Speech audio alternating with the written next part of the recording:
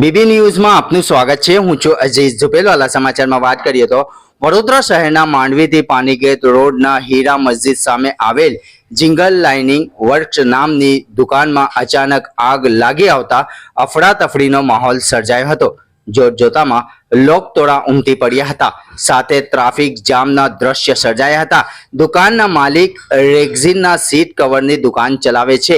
તેમને માહિતી આપતા જણાવ્યું હતું કે અમારી દુકાનની પાછળના ભાગે શટર વેલ્ડિંગ કામ ચાલતો હતો, જે વેલ્ડિંગ દરમિયાન વેલ્ડિંગનો તણકો ઉડતા રેક્ઝિનને લપેટામાં લીધી હતી। તેવા સંજોગે આગ લાગતા ધુમાડા બહાર આવતા અફડાતફડી મચી ગઈ હતી। ઘટના સ્થળે પાનીગેટ ફાયર ફાઇટરની ટીમ અને જીબીનો સ્ટાફ તાત્કાલિક ઘટના સ્થળે દોડી આવ્યો હતો અને આગને કાબૂમાં લીધી હતી। ત્યારે જીબીને સ્ટાફે વીજળી કનેક્શન બંધ કર્યા હતા। રેક્ઝિનનો સામાન બળી હતી, જે અંદાજે 50 થી 60 હજારનું નુકસાન થયું હોવાનું જાણવા મળ્યું હતું।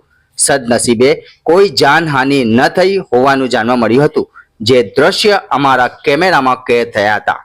રિપોર્ટ અઝીઝ ઝુપેલવાલા।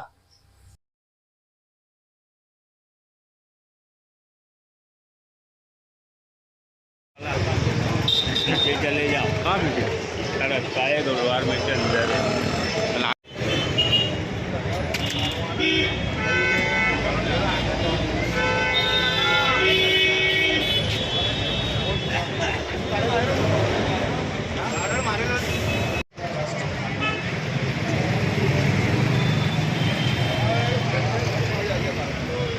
ભાઈ શું કોલ હતું તમારે? આ પાનીગેટ રોડ હીરા મસ્જિદની સામે જિંગલ લાઇનિંગ સેન્ટર છે, સીટ કવરની દુકાન છે।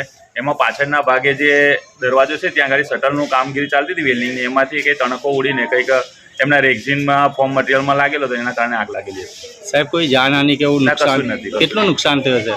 અંદાજે માલિક તપાસ કરીને કહેશે, આમ તો અંદાજે 50-60 હજાર રૂપિયા કહેશે। સાહેબ ચોક્કસ આગ લાગવાનું કારણ શું હશે? એમને વેલ્ડિંગ જે કામ કરતા હતા ને એમાંથી તણકો ઉડ્યો હતો એવું કહે છે। ઘંટી છે તેમને ક્લિક કરો જેથી અપડેટ ન્યૂઝ તમારા સુધી પહોંચી શકે।